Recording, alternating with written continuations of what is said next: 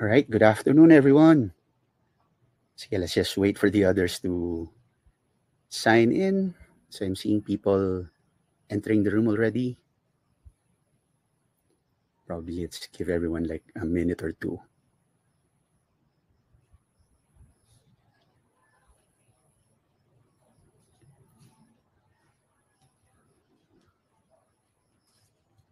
All right, sige. So while waiting, notice there's a chat box on the right side. Feel free to introduce yourselves. Just say your name and where you're from para we get to acknowledge you. And also, nasa sticky chat message is the link to this webinar. Feel free to share it to other people also so they can also join and participate.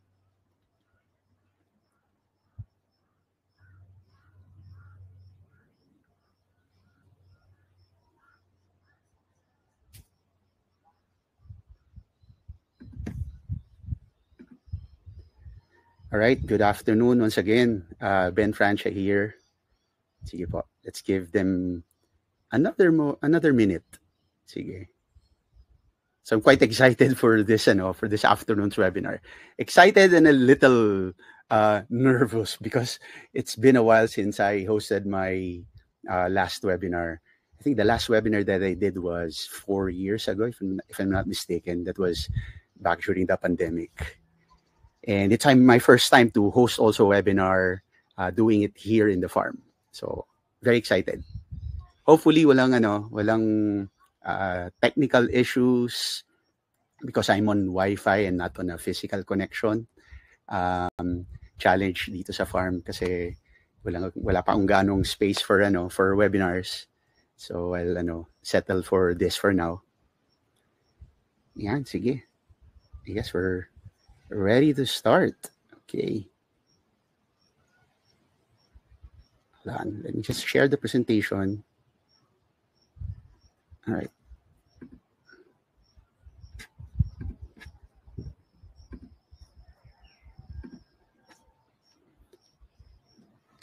Okay, so again, good afternoon, everyone. Thank you so much for signing up to this webinar, and thank you for showing up.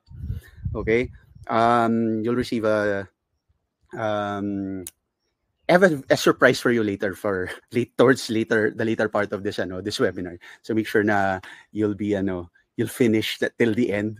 Okay, again, my name is Ben Francia. I'm the owner and founder of Abilin Farms, and this webinar is about the introduction, a brief orientation and introduction about permaculture, and this is in the context of creating and developing your own farms. If you are somebody who's looking to, let's say, setting up a farm in the future, or you already have a farm, but you want to learn permaculture as an approach to sustainable farming, this is for you. Pero if you're not really, kumbaga, that interested in setting up your own farm, probably you just want to create, let's say, a backyard vegetable garden. Because permaculture naman is not just for people who want to start farming. Okay, permaculture can be applied regardless of whatever land you have, whatever living space you have. Okay, sige. Again, as I mentioned earlier, please, as much as possible, try to finish the whole webinar. We'll spend the next 45 minutes to 50 minutes talking about permaculture. Hopefully we won't exceed 1 hour, so I'm sure you guys are busy. And let's set expectations na ganon. Please put down your phones, minimize all the distractions para we can focus on what we are discussing for this afternoon. And as I mentioned earlier, make sure that you finish this webinar until the end, because I have an announcement.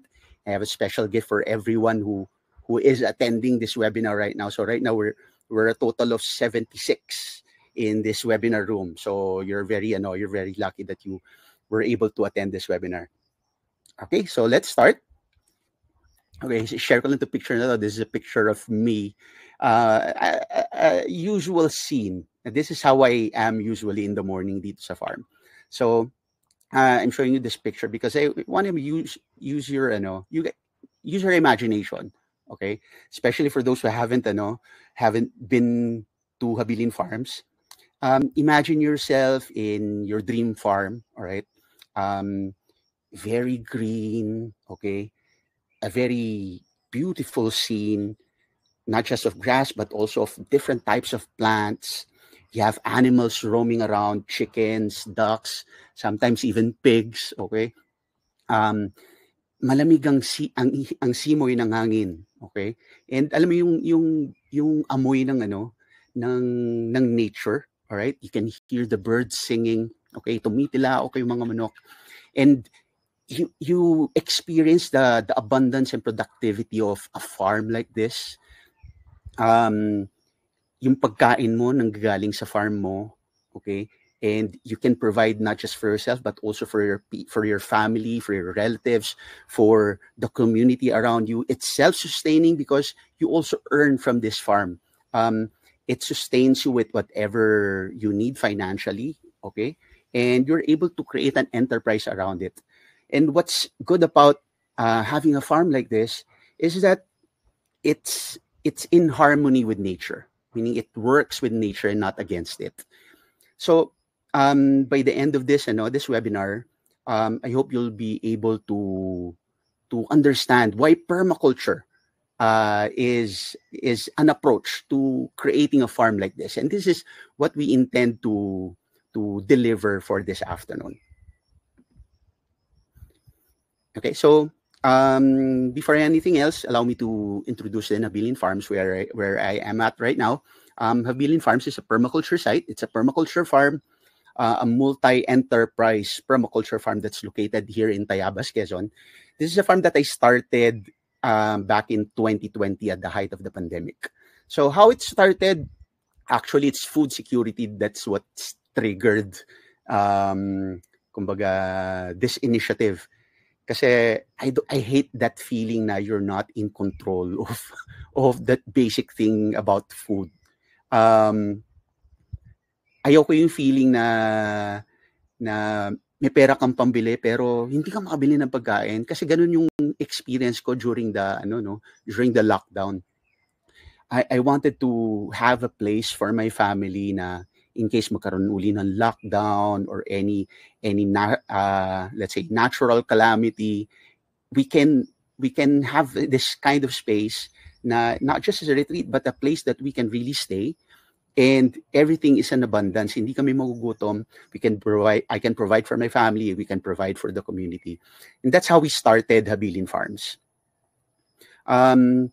On a side note, Habilin Farms also is an agritourism destination here in Tayabas and a certified permaculture farm. And also we are a farm school. So that's why we're doing this also, teaching. We're a certified learning site for agriculture as a partner of the Agricultural Training Institute, which is the training arm of the Department of Agriculture, and a certified farm school under TESDA also. So this is another picture of the farm. Here in the farm, we will look at it as not just as a production farm. It's an ecosystem wherein everything works together in harmony. Everything is interconnected. Okay. So later I'll be talking about how we use permaculture to create this kind of farm and system. A little introduction about me, since hindi ko pa pala na-introduce fully who I am and my credentials. So Ben Francia, I'm a digital marketing entrepreneur, and as I mentioned, during the pandemic, I shifted to farming and agriculture, and my entry point to farming really is agroforestry and organic farming. I am a certified organic agriculture trainer under TESDA. Here at Habilin Farms, we conduct the organic agriculture courses, me being the certified trainer. I'm also a certified permaculture professional. Got these credentials from the Oregon State University, and certified under American Institute of Permaculture. And lastly, just recently, I got my teacher certification training under Permaculture Education Institute. One last thing, I am also part of the board of the Philippine Permaculture Association. So I'm part of this bigger community of permaculture practitioners here in the Philippines. All right, so let's get started. What is permaculture? So let's define permaculture first. So this is a very simple, straightforward definition of permaculture. Permaculture is a way of designing productive, sustainable farms, gardens, and even whole communities that work with nature. So as you can see, permaculture is not just an approach to designing farms. It's an approach to designing gardens, living spaces, and even whole communities. And the key there is yung approach is working with nature, not against it. Okay, so the word permaculture comes from two words, permanent and agriculture, because that's how it started. It started as an approach to agriculture, and we do that by mimicking natural ecosystems. When you say permanent kasi, ibig sabihin, hindi nawawala, hindi nauubos. So the end result of applying permaculture is really sustainability. Resources are not depleted, even after our generation. So generation after generation, it is sustainable. Hindi nauubos ang resources. It replenishes itself. So this definition of permaculture, what really attracted me to permaculture, kasi sabi ko, I can create a farm using permaculture that sustains itself. That was my that was the hook for me. Kasi parang the farm takes care of itself. Parang ganun nung yung explanation sa akin. So I started to be very curious about it and started learning permaculture. So I mentioned permaculture mimics natural ecosystems. So ang tanong dyan, paano kung hindi ko naiintindihan what natural ecosystems are?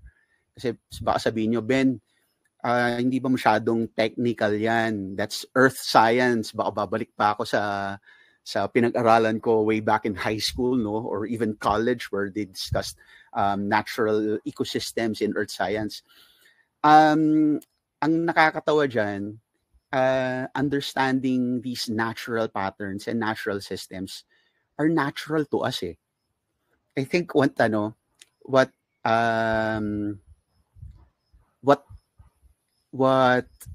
made us forget it is our lack of connection with nature. If we go way back during the time of our indigenous ancestors, or maski hindi dun sa panahon ng indigenous ancestors natin, even during the times of our, let's say, great-grandparents, my great-grandparents, they never finished school. Okay, they never went to formal school, but they understood how nature works. They understood the land, they understood plants, they understood animals, they understood the wind, okay, the sun, the rain, all of these things. So, yet hindi nila pinag-aralan yon. What's different with them, between them and us, is that they have a close connection with the landscape. They have a close connection with nature. And that connection allowed them to understand how nature works. Okay? So that's why if we want to really understand natural systems, it's very important for us to spend time in nature. Okay? So there are other ways naman to reconnect with these indigenous learnings. So we can talk about those things later. But for now, I guess what's important is for us to understand that when we practice permaculture and create or design a permaculture farm using permaculture as an approach, it needs to be always in alignment with natural ecosystems, how nature works.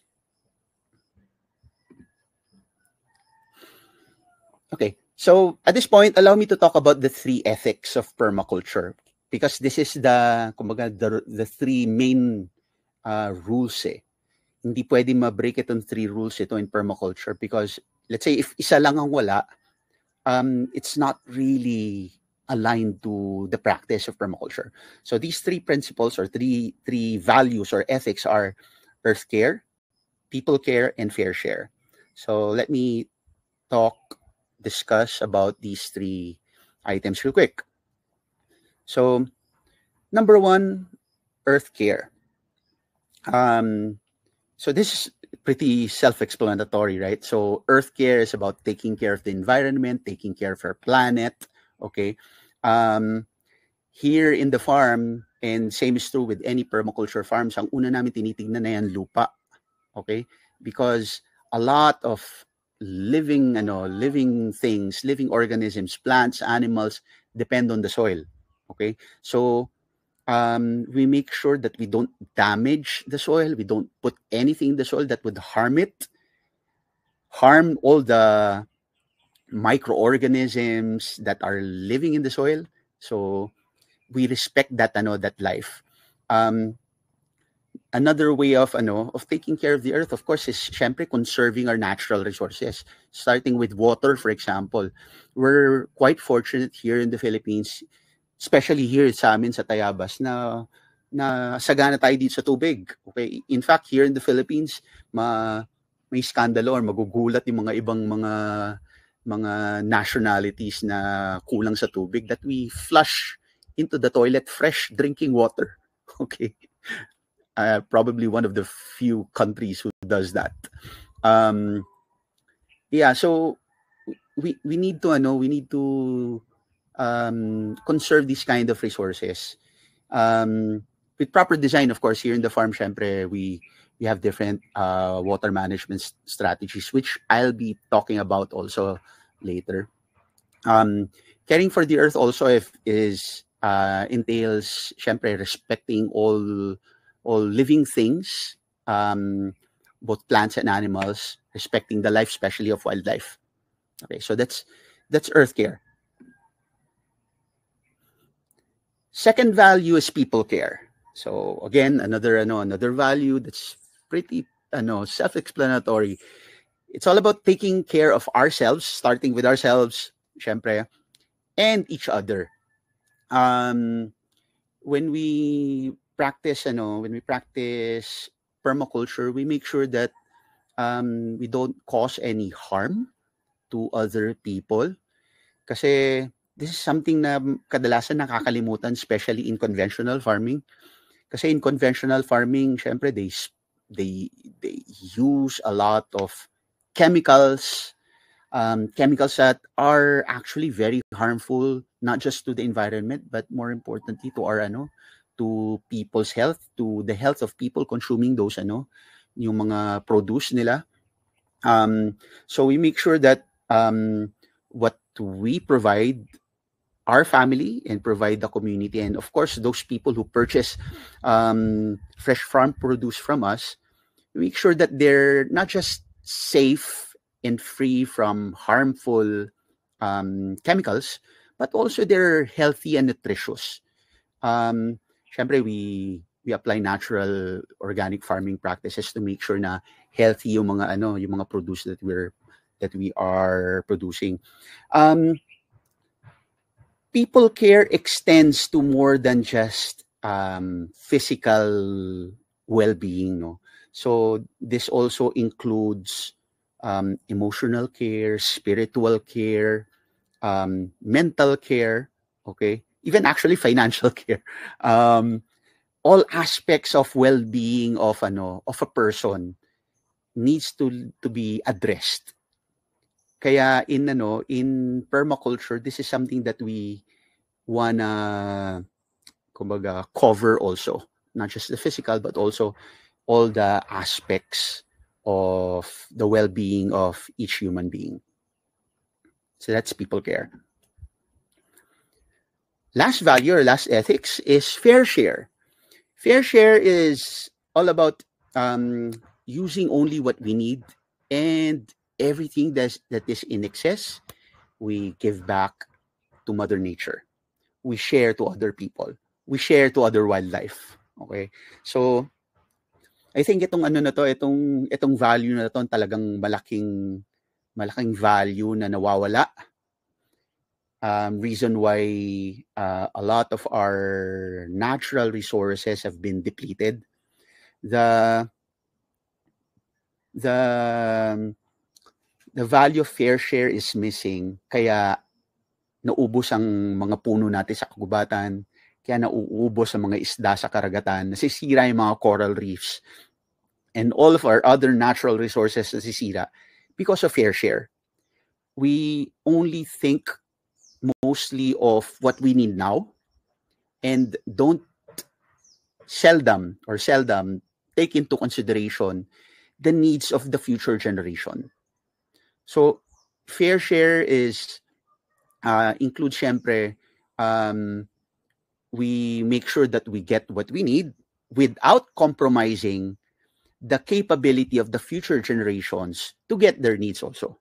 So that's fair share. So those are the three principles or the three ethics of permaculture. So earth care, people care, and fair share.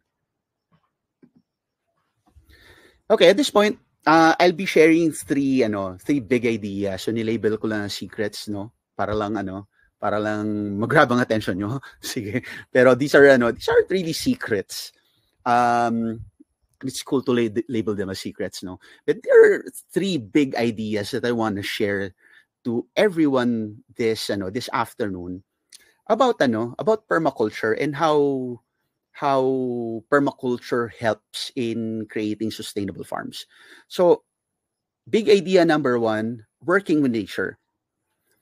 Permaculture works with nature's patterns to create a healthy and balanced farm or balanced ecosystem. So this is something that I've been talking about na kanina pa in so many instances. So we follow natural patterns. So in following natural patterns, it's very important for us. Syempre, unang-una, we need to observe. Kung we lack the connection, the alignment with nature, especially if we are, let's say, an urban dweller, medyo mahirap maintindihan, right? So the first step there, syempre, is to reconnect. And when you reconnect, you have to spend time in nature and observe, okay? Observation is another principle of permaculture that we practice. Kasi for you to understand how nature works, you have to observe nature. And from there, nature will actually teach you how it works. But you need to do your part, spend time with nature and observe. Okay? So one example that I'd like to share with you how nature works is the concept that we call, or the practice rather, that we call multi-cropping. So multi-cropping, so let's say in a single space, we plant a diverse variety of different crops. So anong natural system that I have observed that led me to this practice? So dito sa Tayabas, where landlocked kami kasi malapit kami sa bundok. So that's an advantage. Here in Habilin Farms, we are located right at the foot of Mount Banahaw, around 440 meters above sea level. So you can actually hike going up the mountain, okay, which is actually a volcano, Mount Banahaw. And Banahaw is known for its rich biodiversity. So we have a property up in the mountain. So there was the first time ko pumunta doon, nag-ikot-ikot ako, nagmasid-masid lang ako, You know what I've observed? Okay? That was my way of connecting with nature during that time. What I've observed in the forest, which I'm sure you too will observe if you spend time in the forest, sa kagubatan, you'll see, number one, diversity. Different plants, different variety of plants, different sizes of trees. Okay? Tabi-tabi, iba't ibang klase, and at the same time, meron ding mga insects, meron mga ibang klaseng wildlife, may ahas, may daga, okay? Dito sa Banahaw, meron pa po diyang baboy ramo. Okay? So, aside from that, another thing that I've observed is that nobody takes care of them. Walang like farmer na nag-aalaga ng mga halaman sa kagubatan, di ba? Walang nagdidilig, walang nagfer-fertilize, walang nagpo-pruning, okay, wala rin nag-harvest. Pero in spite of that, bumagyo, umaraw, umulan, the forest will remain to be abundant. Tuloy-tuloy ang pag-bear niya ng productive or abundant fruits. Merong mga wild na vegetables doon na makukuha mo. In fact, pag tumira ka sa kagubatan, kung alam mo lang kung anong kakainin, hindi ka magugutom. That's how our ancestors lived. Okay? So, that observation led me to understand this concept na when you plant crops pala, it's very important, number one, to make sure that you have diversity. Kasi the diversity, yung iba't ibang klaseng crops sa ganito, nagkakaroon ng ng symbiotic relationship. This picture that you see in front of you right now is like a system with different components, different plants interacting with each other, helping out each other. One plant, let's say the herbs, for example, help repel the insects and the pests dun sa mga leafy vegetables. Some herbs, because of their scent, provides additional flavor also to some of our vegetables. The flowers that we plant here, they act as attractants for pollinators. Para pollinators can come into our garden and start pollinating the flowers of the vegetables that we have planted. Meron ding mga plants that we can include like legumes. They are nitrogen fixing, so meaning they get nitrogen from the air and they store it into the ground, technically fertilizing the soil, providing fertility to all the other crops that grow together with them. So as you can see, that kind of system doesn't need somebody to take care of them. Parang ganon. So we're mimicking the forest ecosystem and using that approach in a vegetable garden para minimal ang intervention natin. So imagine like a vegetable patch that takes care of itself, doesn't need watering, doesn't need fertilizing, all right? Doesn't need any human intervention. Okay, pupuntan lang humans para mamitas at mag-harvest ng kanilang mga produce. So that's the kind of ideal system that we're creating. And that's a perfect example of how we should work with nature. And if we work with nature, this is the kind of abundance that we can get. Okay, second big idea, building healthy soil and managing water. Okay, so bakit healthy soil and managing water? Kasi in farming, actually there are three major things lang naman that you need for you to be to be successful especially in crop production. You need the sun, you need soil, and you need water. Okay? Sabihin niyo iba, bakit fertilizers? Di ba natin kailangan ng fertilizers, yung mga amendments sa lupa? So what I'm mentioning here is healthy soil. If you have healthy soil, you don't need fertilizers. So tatlo lang talaga. You need the sun, healthy soil, and abundance of water. But since we don't have control over the sun, we don't have control over something that's thousands, hundreds of thousands of kilometers away from the earth. Hundreds of thousands. So hindi ko alam exactly gaano kalayo, but I'm sure thousands of kilometers away. Sobrang layo. Hindi natin makontrol yan. But healthy soil, water management, this is within our reach. This is something that we have influence over. This is something that we can control. Okay? That's why building healthy soil, managing water is very essential for permaculture practitioners and all farmers, to be more exact. So how do we do this? These are just a few examples of how we, how we build soil health. One or two tactics that we do is number one is composting, and second is mulching. So what is composting? So we gather whatever farm waste, mga biodegradables, mga grass clippings, mga dahon na nalaglag, mga sanga-sanga, okay? Even mga livestock manure, mga ipot ng kalabaw, ng kabayo, ng manok, okay? So we get all of those things, and we mix them up together to form a compost, okay? I won't be talking about the technicalities of how to do composting, but technically what it does is you allow all those different biodegradable materials to decompose until they turn into soil.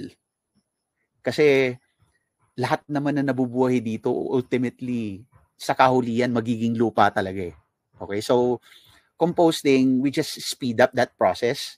Okay? So we put them, let's say, in a compost bin or in a compost pit.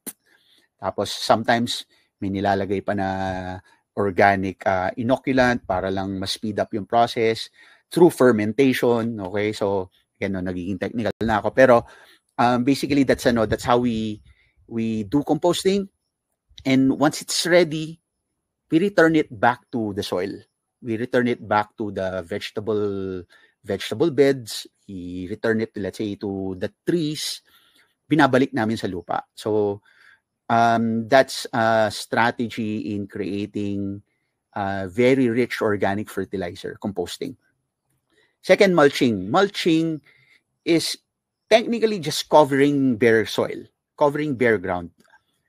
Why? Kasi if you expose the soil, that's not really healthy for the soil. Why? Soil isn't really meant to be exposed. Soil isn't really meant to be bare. Kung mapapansin nyo, yung mga conventional farms, gagawin nila talagang bubungkalin nila yung lupa hanggang sa maging totally brown. So from green, they change the color, recolorize it into brown. Okay? And for some, I don't know, sobrang tuwan-tuwa sila pag nakita nila parang, hindi sobra, no? Walang kadamo-damo. Okay? Pero ako nagki-cringe ako pag nakakita ko ng ng ganung bare soil. Why? Kasi that's not healthy for the soil because we need to understand that the soil is alive. Ang sabi nga nila, a teaspoon of healthy soil has so many millions of microorganisms na mas marami pa siya sa ang diversity, ang number of living microorganisms in a single teaspoon of soil, mas marami pa sa tao na nabubuhay dito sa mundo. Okay? Ganun kadami. So if we expose bare soil, what happens is that it dries up. Okay? Tumataas ang temperature. Okay?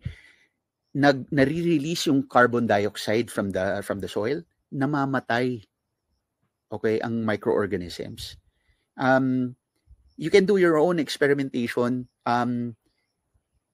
Observe niyo yung texture ng bare soil versus let's say soil from let's say a piece of land na always covered with living things or with living, let's say, grass or ground cover. Mas maitim siya, mas may sweet smell, okay? Mas moist. So if you look at the let's say specimens under a microscope, makikita nyo mas rich ang health ng microorganisms in those soil. Okay, so we do mulching syempre to protect the soil, to keep it healthy. How do we do mulching? Syempre, we make sure na halos lahat ng lupa ay may tanim. So that's why weeds are very important, because weeds are our friends. They help us cover the soil. We don't see weeds as kumbaga, as a challenge, let's say, as an enemy, because the weeds don't really compete with the crops. If you design your farm the right way, okay, merong place ang weeds in your farm. Allow them to cover the soil, allow them to cover the ground, okay? And the weeds, lahat ng klaseng halaman, meron yung ini-emit na exudates, meron yung mga sugars na nire-release sa soil, okay? Look at it this way. We as farmers, we need to take care of the soil para the microorganisms in the soil can provide the nutrients for the crops that we take care of. Kasi ang common misconception if you put amendments into the soil, para yan sa halaman. Hindi ganoon eh. Kasi kaya nilalagyan ng ganoon kasi kulang na nga nutrients. Nature works this way, no?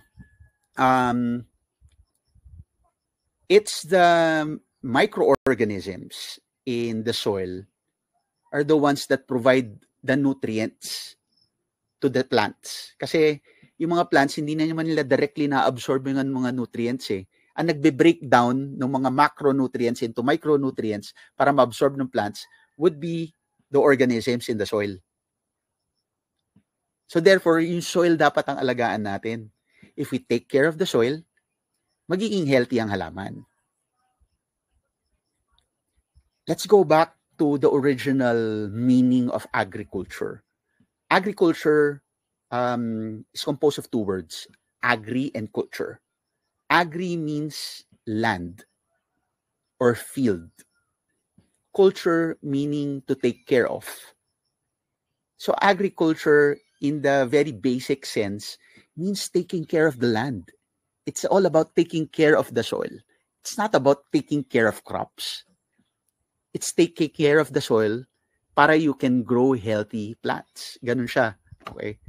So, these are the two things that we do to build healthy soil. Composting and mulching.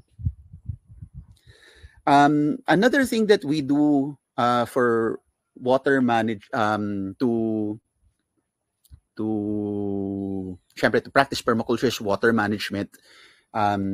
We apply different techniques in managing soil, managing water.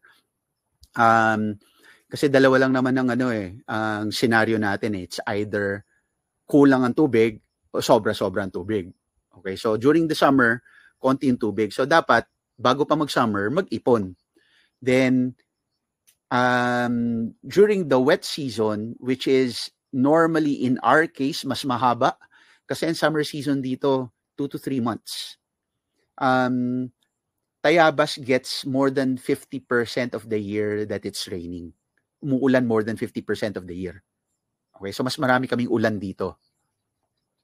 In fact, mas marami pa yung instances na sasabihin mo dito na sana umaraw naman kaysa yung mga times na sasabihin mo na sana umaraw. Okay, so mas maraming ulan. So we apply different strategies also in water management in those instances. So a few examples, syempre, rainwater harvesting or rainwater catchment. Very simple. May bubong ka, instead of pupunta sa alulod at pupunta sa drain ang tubig, sinasalo namin siya. We have containers that catch rainwater para for storage and for future use. we have another side of our roof. Sa hindi ko mapakita sa inyo dito, no? Pero we have another side of the roof of our main hall na nagda-divert yung tubig papunta sa isang artificial pond that we have manually constructed. So na-store namin yung tubig doon. Not all water gets kumbaga na-store talaga doon technically kasi na-absorb din ng lupa eh. And there's nothing wrong with that kasi water is meant really to percolate deep into the ground. It's not meant to run off. Kasi if there's too much water, especially if hindi well mulched at maraming bare soil dun sa farm nyo, magra-run off ang tubig. Okay? And that's very dangerous kasi it erodes the soil, it erodes the nutrients in the soil, dinadala niyan sa dagat. and eventually over fertilizing the ecosystem in our seas. So nagkakaroon ng imbalance. So other strategy, syempre, we create swales. These are like ditches or trenches that capture water along the contours, especially in areas like ours na medyo slopey, hilly. Okay, so in the picture that you see in front of you right now, these are examples of ditches or hindi siya canal actually. These are kumbaga hinukay talaga to capture water that's running off from the uphill side para hindi na siya further mag-erode. So what happens when water is captured in these swales or in these ponds, they sinisip-sip ng lupa, they percolate deep into the ground, recharges the groundwater, nagkakaroon na reserba yung tubig yung mga halaman mo. Okay? Otherwise, mag-evaporate siya. Again, wala na sasayang kasi when it evaporates, it goes back to the hydro system. It goes back to the air. Eventually, babalik din yan. Okay? So those are the water management techniques that we do in permaculture. Last big idea, so secret number 3, designing a self-sustaining ecosystem. Creating layers of trees, bushes, ground cover, animals, build a balanced farm. So I mentioned about diversity, no? Kasi if we create a self-sustaining ecosystem, for us to be able to do that and to turn our farms into a self-sustaining ecosystem, we need unang-una biodiversity. So different diversity of plants, animals, trees, okay? And different layers also. So this is an illustration of how a diverse ecosystem, biodiverse ecosystem farm looks like. So as you can see, there are tall trees, short trees, bushes, there are fruits, there are vines, merong mga shrubs, merong mga vegetables, merong mga ground covers, merong nagko-crawl, merong mga root crops. Okay? So, very diverse kasi parang mangyayari, lahat ng kailangan mo kainin nandito na, no? Hindi ka na maghahanap kasi meron din manok. Oh, may manok din sa picture. Meron din kambing ba to? Okay. The chickens, anong purpose ng chickens? Hindi lang po yan pang tinola at hindi lang para sa itlog na nililay nila. They also have other purpose like helping us manage the weeds. Kasi ang mga manok po kumakain ng damo. Okay? So nababawasan yung population ng damo. At the same time, they help us manage the pests. So if you get to visit our farm here in Habilin, manonotice yung mga manok, mas active sila in the morning roaming around the vegetable garden. Kasi yung time na yon na mas active po yung mga insekto. At yun yung mga time na doon sila paikot-ikot sila at nangangain ng mga insekto sa aming mga vegetable patch. Okay? Na syempre, pagpunta nila doon, nagde-deposit din sila ng poop nila. So that's additional fertilizer to the crops that we are growing. So, one thing that I'd like to share din also about sustainable ecosystems is its lack of dependence from external inputs. Meaning lahat ng kailangan natin doon na nanggagaling. Like in this example, we don't have to buy fertilizers kasi the fertilizers are being produced by the chickens, which is a component of the system. We don't have to buy food for the chickens because the plants that we grow produce the food for the chickens. The bugs in the vegetable garden becomes a source of protein for the chickens also. So nagiging closed loop system siya. Nothing goes to waste.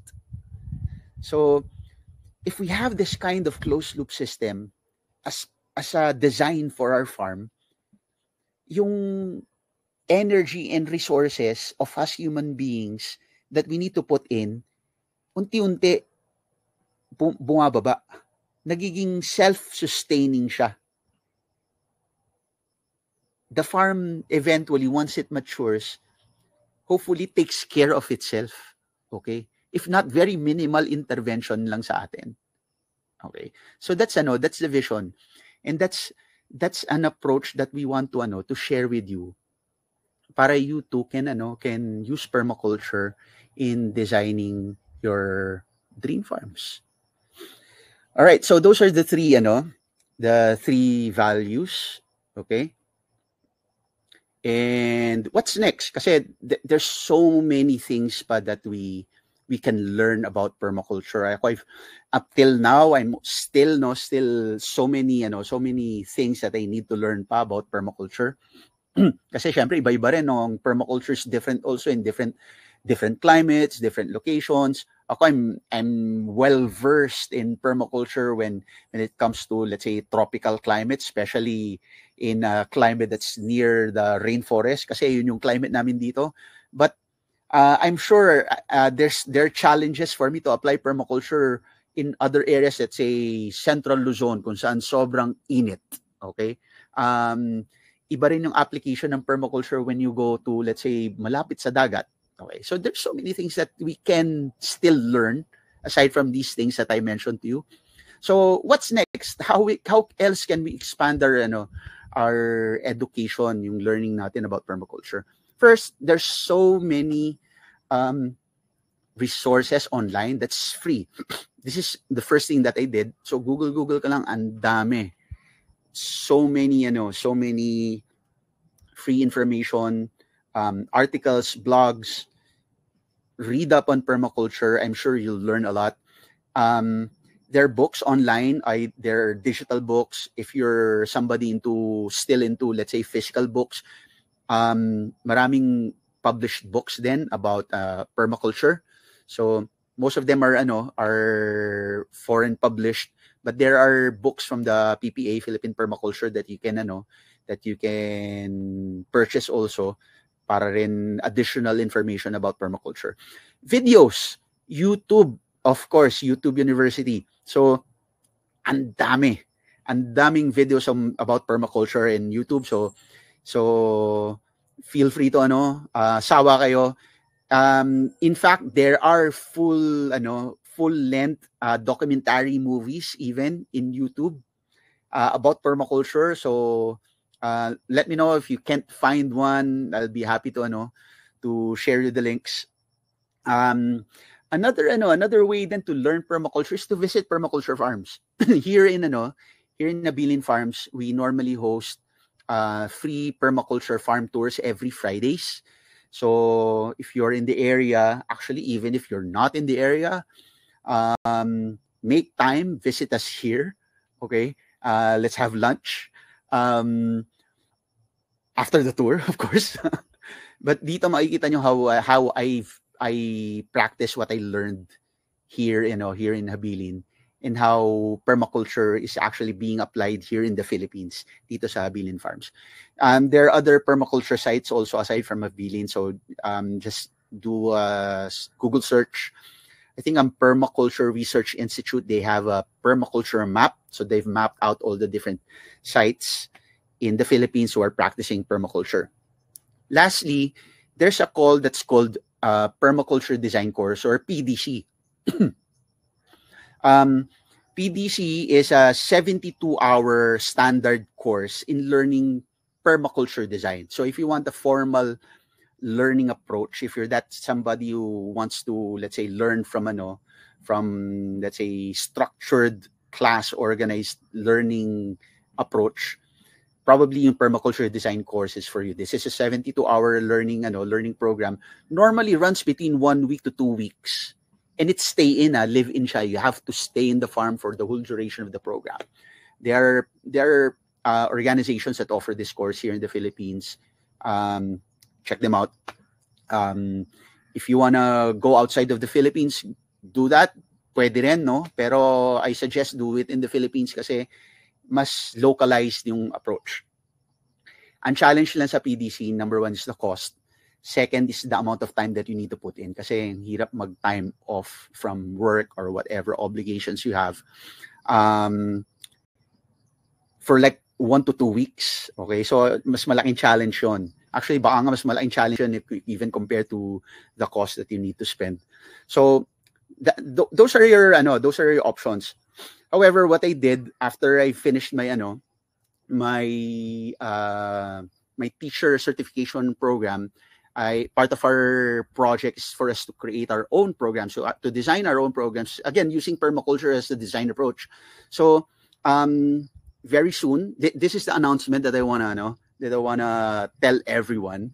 Haven't spoken about this program yet.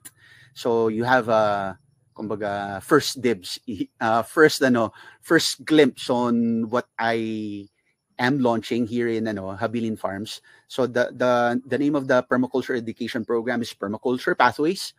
Permaculture Pathways is a 14-week permaculture education program designed to educate aspiring farmers. So I'm talking about aspiring farm owners, people who own a piece of land, they don't know what to do with it, people who want to retire in the farm, people who dreaming ba of living in a farm, hindi lumaki sa farm pero gusto tumira sa farm.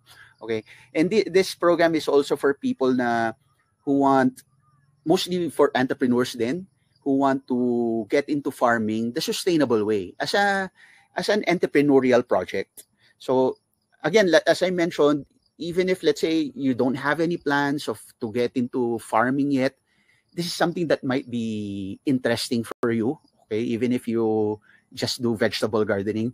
So the 14-week permaculture program is composed, yung first 12 weeks is composed of 12-week live online sessions.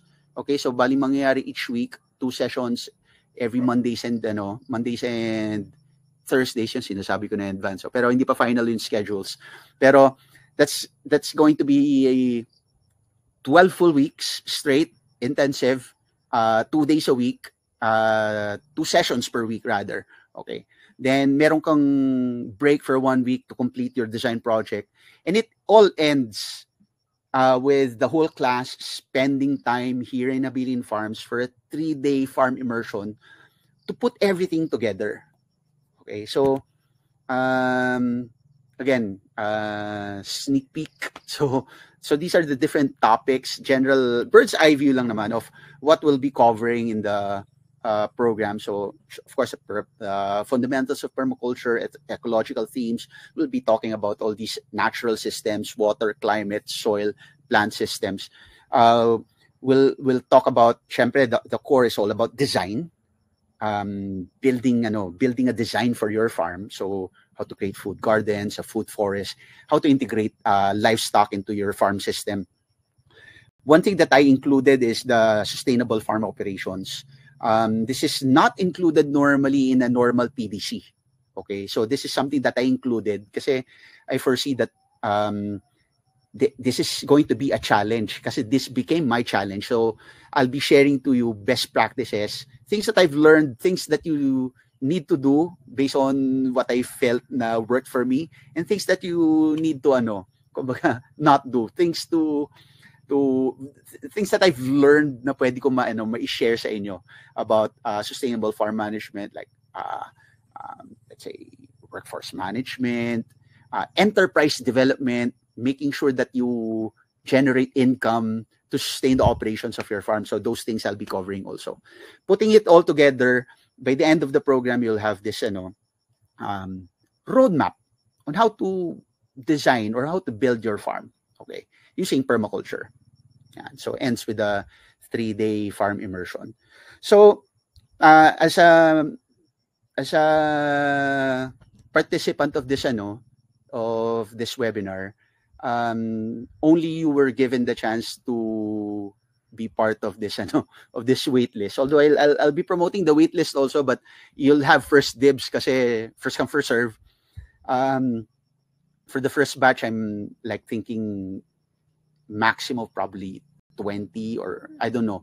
Hindi pa ako sure. So 20 or even 30 siguro at max since it's online naman. And if you're part of the wait list, and if you sign up as part of the wait list, so wait lang, let me share lang something. And so at the dito side pala, you have there a link to be added to the wait list. So if you are part of the wait list, you get early access. You'll get the announcement early before the general public. Okay, and I'll be providing a discount, a huge discount, only to those people who are members of the waitlist. Okay, I won't be talking about the rates. It's kind of a surprise kasi sobrang mura niya. Okay. My way of giving back to the community, because um I've received so many blessings, that how I got into permaculture. I just want to return it back to the community. So yeah, so just click on that button for you to be added to the wait list, and you'll be added to the wait list, and you'll receive information and how to sign up once it's open. Okay, so yeah, that's the announcement that I want to share with you. So thank you so much for those who stayed. So 94 people stayed. So thank you again. Maraming salamat. Parang gusto ko umiyak, no?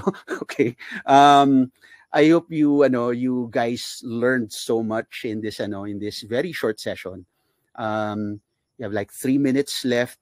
If you have any questions, anything about permaculture, anything related to what we have discussed, guys, please feel free to leave the question in the chat box, because we don't have time to do a live Q&A. But what I'll do is I'll do another session, probably a recorded video, answering all your questions that you have listed down in the chat box. All right. So again, thank you so much. Maraming salamat sa inyo. And I hope you've learned, and I hope I'll see you in Permaculture Pathways. This starts January, actually, so you still have enough time. But opening starts within this month. Yan na. Daldal ko, no? So, maraming teaser. So again, thank you so much. Maraming salamat. Thank you. Have a great day. Bye. So leave those questions there. I'll leave this session open again for the next few more minutes. Thank you. Bye.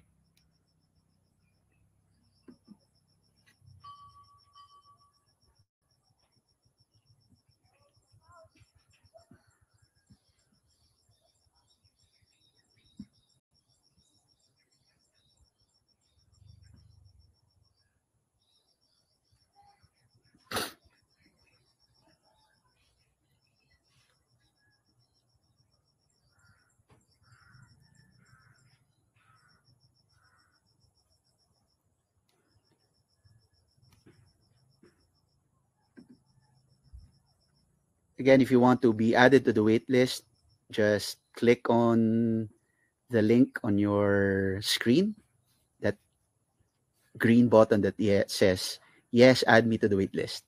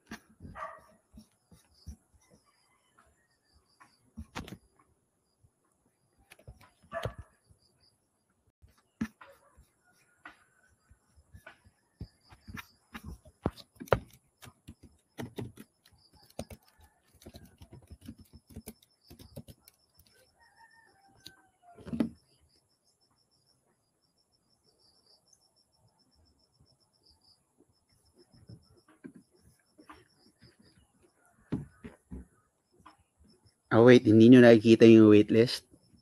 Oh, wait lang. Hold on. Let me, not sure what happened. Sorry, boo-boo. I'll share the link. Hold on, guys. Hold on.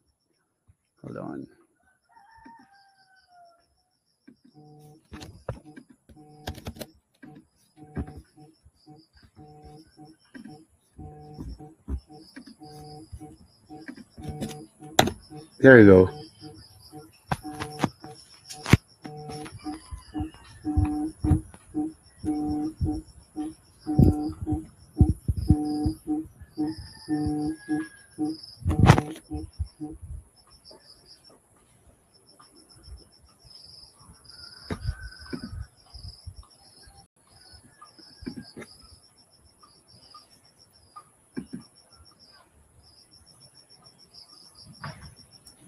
Yan, hindi pala na-publish yung button. Sorry. So, very sorry.